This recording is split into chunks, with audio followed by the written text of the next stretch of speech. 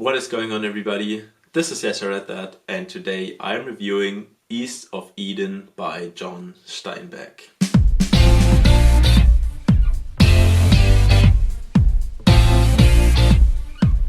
So, East of Eden has been my second novel by Steinbeck. I read Of Mice and Men sometime, I think when I was in school, and I really enjoyed the book. I picked up this book when I was in California because I thought I want to read something related to the area I'm staying, and this book definitely delivered on that front. But overall, I have to say I wasn't as blown away as some of the other people that read this, and I don't really understand why it's such a classic, but I still like the book overall. It was okay. So if you want to know why, I'm going to talk about my dislikes later in the video. I'm going to start with the story and then talk about my likes and dislikes and my final score for the book. So generally, the story of this book follows the man Adam Trask throughout his entire life. He's born not very far from Connecticut. He lives there with his father, his mother, and his brother, and it's actually a pretty scary life. His brother is what I would describe as a psychopath, and his father isn't really that caring either. So he is in a pretty bad situation until he gets sent into the army by his father, because his father is also a general, and he has to fight against the Indians, which traumatizes him pretty badly. And at one point he gets imprisoned, has to flee after a year, and somehow makes it back home to his brother.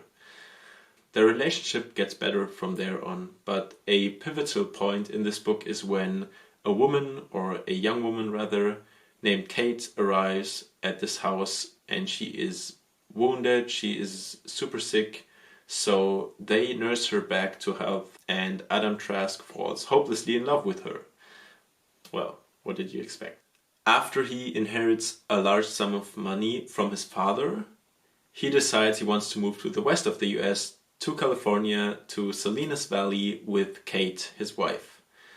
And that's when, the story in California starts, and it mainly focuses on the Trask family, Adam and his wife Kate, another family called the Hamiltons, the Chinese servant Lee, who serves Adam Trask in Salinas, and the two sons he has with Kate. Well, Adam has with Kate, and if that was unclear.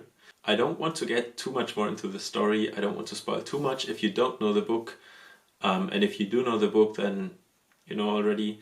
So let's talk about my likes and dislikes. And I'll start with my likes. So first of all, some of the ideas and quotes in this book were really good. I don't really remember any, and I didn't write any of them down, but I remember that sometimes I just, sometimes you pause after a good sentence and think, oh yeah, that's interesting, that's a neat idea. And on the other hand, this book contains a lot of biblical references, which is pretty clear. I think it already says in the description that it's modeled after Cain and Abel, and I'm also sure that I missed a lot of them, but there are many biblical references. I think the overall narrative was pretty good. It's a bit dry at times, but overall the narrative was interesting enough to keep me going. Another thing I enjoyed was the writing style. It wasn't really that hard to read, which sometimes classics, in my opinion, can be a bit hard to read, but this one wasn't. I actually enjoyed the style quite a bit.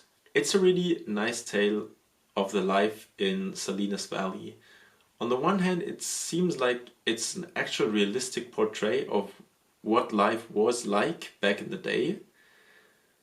But on the other hand, this gets completely killed with the flat and super one-dimensional characters. So I'm gonna talk about my dislikes now. And the first thing, and probably the biggest thing, was that the characters are just so completely unrealistic. There are characters who are completely evil, and they are only ever evil.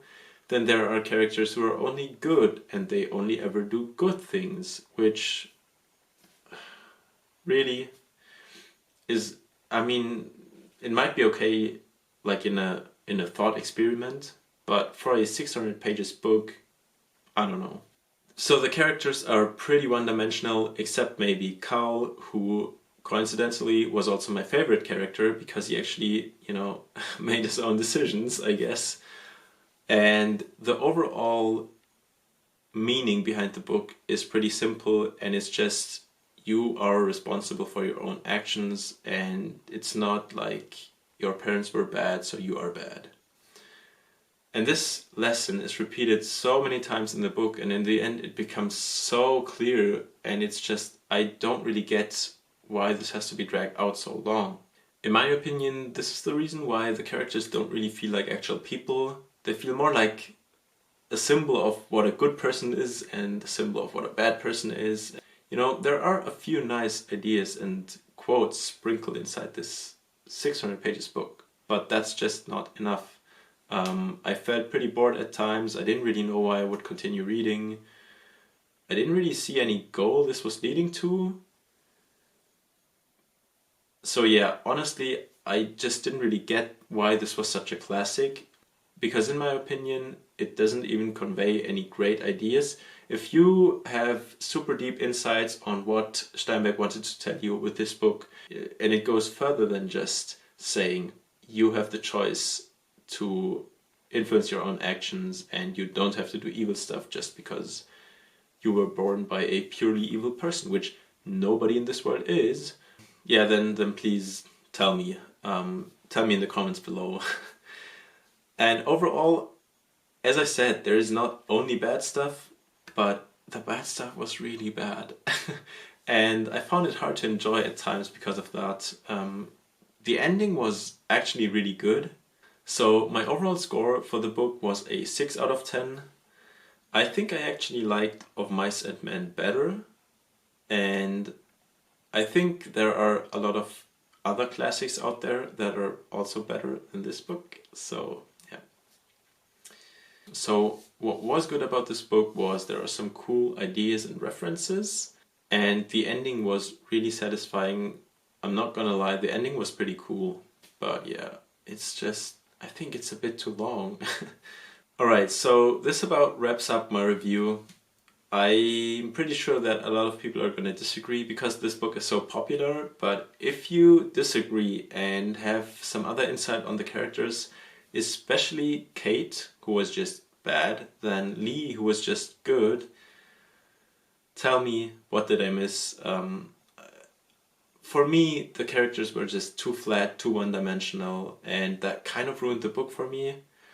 So yeah, if you have differing opinions, you're welcome to write them in the comments below.